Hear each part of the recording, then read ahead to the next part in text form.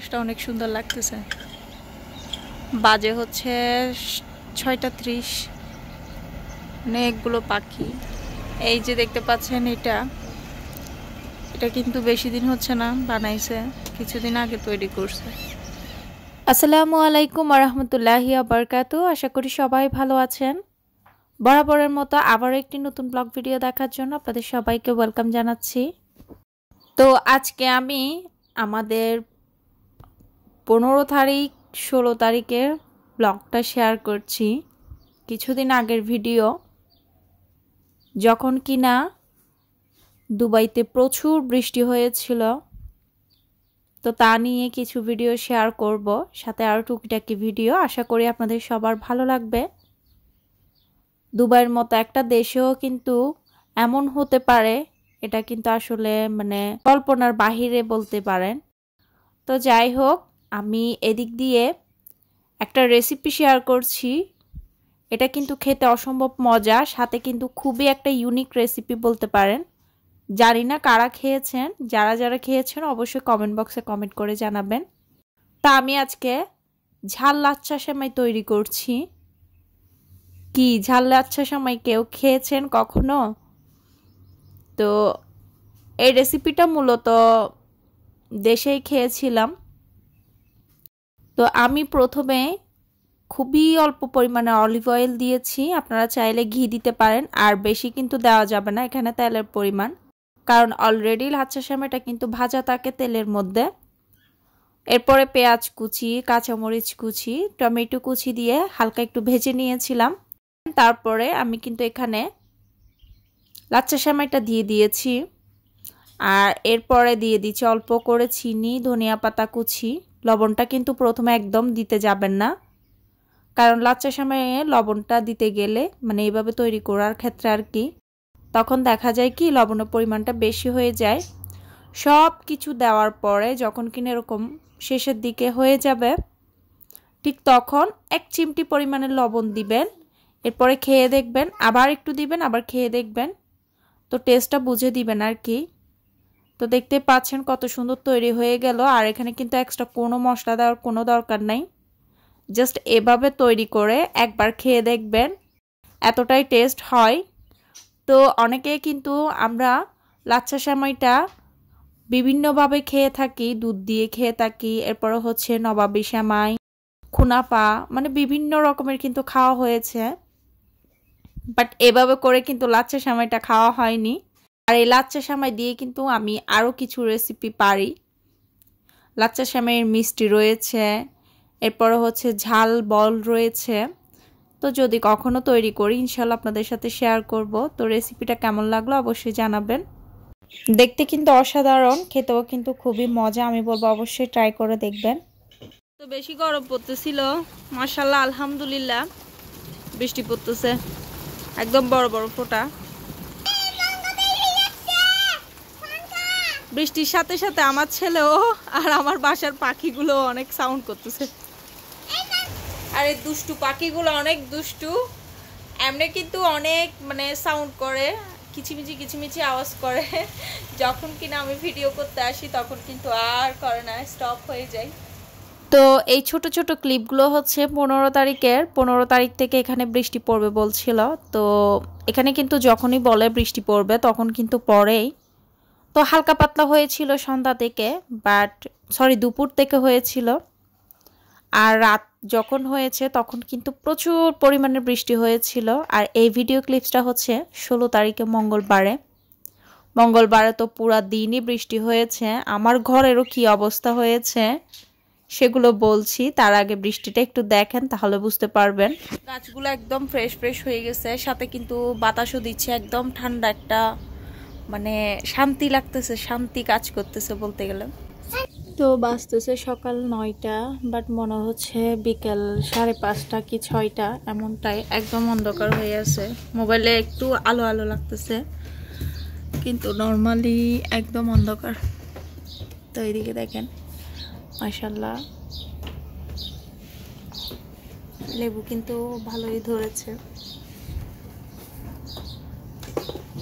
কিন্তু সকাল 10টা, মনে হচ্ছে মানে সন্ধ্যা পাড়া। দেখেন পুরাই অন্ধকার। আমার লাইটের কারণে রুমের লাইট জ্বলতেছে, সেজন্য কিন্তু এখানে মনে হচ্ছে আলো, বাট একদম অন্ধকার।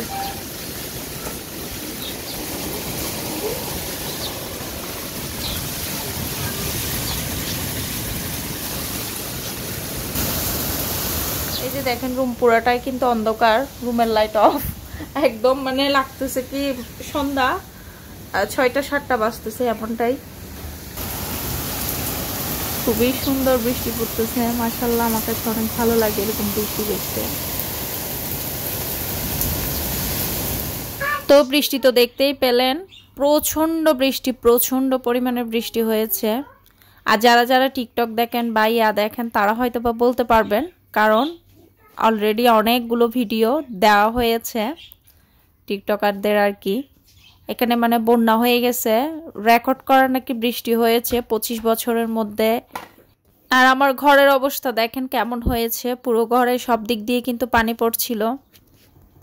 আর আমরা তো ভাড়ায় থাকি, তো আমাদের ঘরগুলো তো নর্মাল যেমনটা সেরকমই, বাট যারা আরবিরা আছে তাদের অবস্থা তো মানে কি বলবো, খুবই শোচনীয় হয়ে গেছে।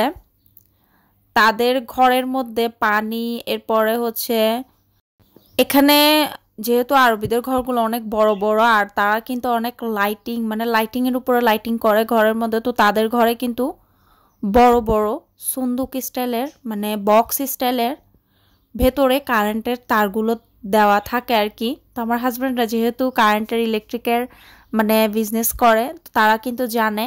তো হাজব্যান্ড থেকে শুনলাম আর কি, ওখানে নাকি পানি ঢুকে মানে এমন অবস্থা হয়েছে, সে সাথে কারেন্ট বলতেই ছিল না। তো আলহামদুলিল্লাহ আমাদের আবার এদিক দিয়ে কারেন্ট ছিল, আমাদের বাসায় ছিল, আবার আমাদের ওই পাশের এরিয়াগুলোতে কারেন্ট ছিল না।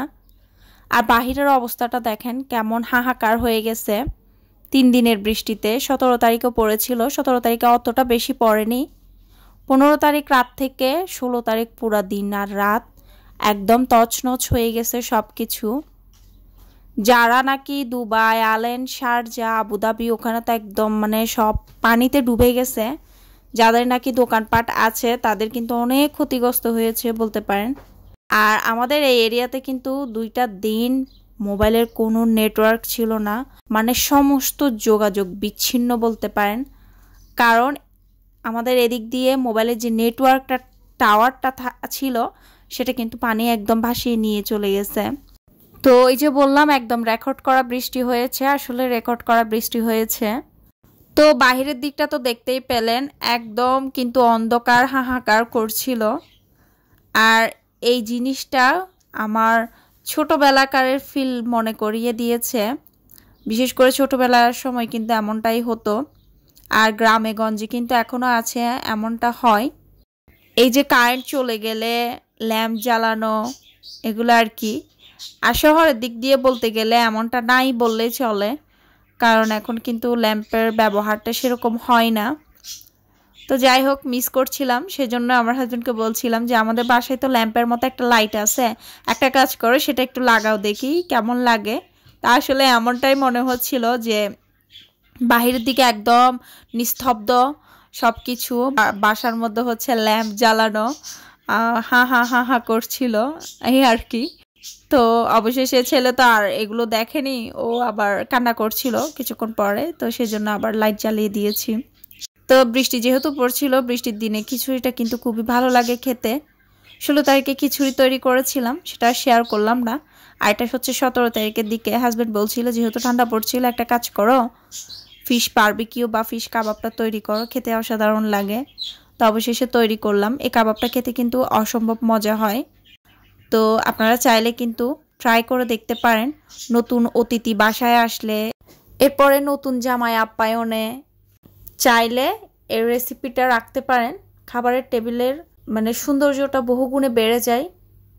তো আমি কিন্তু এটার রেসিপি অনেকবার দিয়েছি, আজকে আর ডিটেলসে বলছি না, আপনারা চাইলে দেখে নিতে পারেন। যারা আজকে বিশেষ করে আমার চ্যানেলটা ভিজিট করছেন তাদের উদ্দেশ্যে বলছি, আমি এন্ড স্ক্রিনে দিয়ে দিব, জাস্ট ক্লিক করলেই কিন্তু ভিডিওটা চলে আসবে।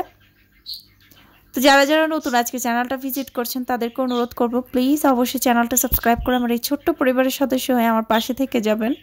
সেই সাথে ভিডিওর কোথাও কোনো অংশ যদি ভালো লেগে যায় তাহলে প্লিজ একটি লাইক করে পাশে থাকবেন। আর লাইক করার জন্য বলতে গেলে অনুরোধ করব, কারণ কেননা এত কষ্ট করে যখন ভিডিও তৈরি করি, যখন কিনা একটি লাইক পাই তখন কিন্তু খুবই ভালো লাগে, মোটিভেট হই।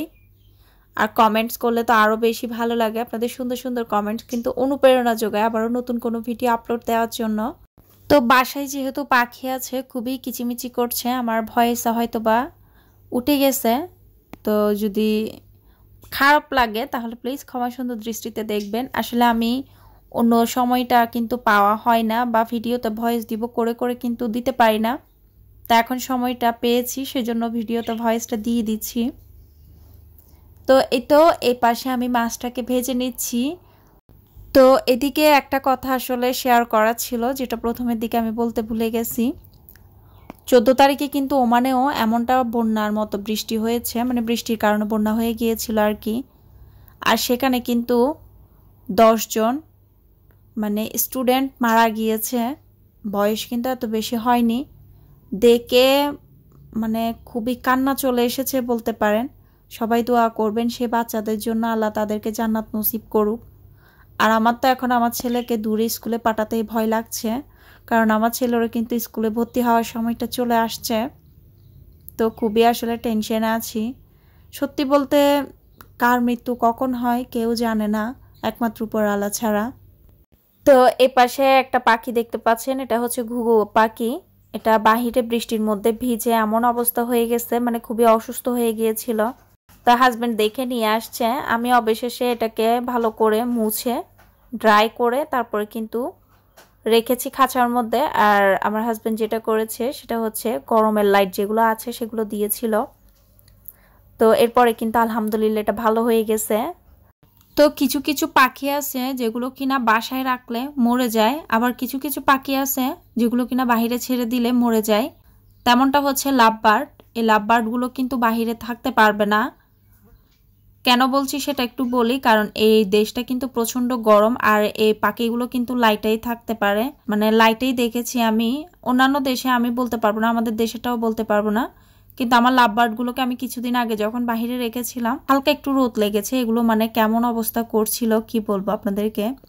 ডানাগুলো খুলে একদম হাঁপাচ্ছিল। তো অবশেষে কিছুক্ষণ ফ্যানে রেখেছি, এরপরে কিন্তু ঠিক হয়ে গেছে। তো এগুলো কিন্তু আবার বেশি ঠান্ডাতেও থাকতে পারে না, একদম নর্মাল টেম্পারেচারে রাখতে হয়।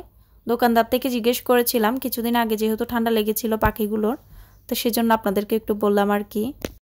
আর এই যে পাখিটাকে ছেড়ে দিলাম খাবার দাবার খাইয়ে, সে চলে গেল তার গন্তব্যে। তো এদিক দিয়ে ছোট্ট করে একটা জিনিস শেয়ার করলাম।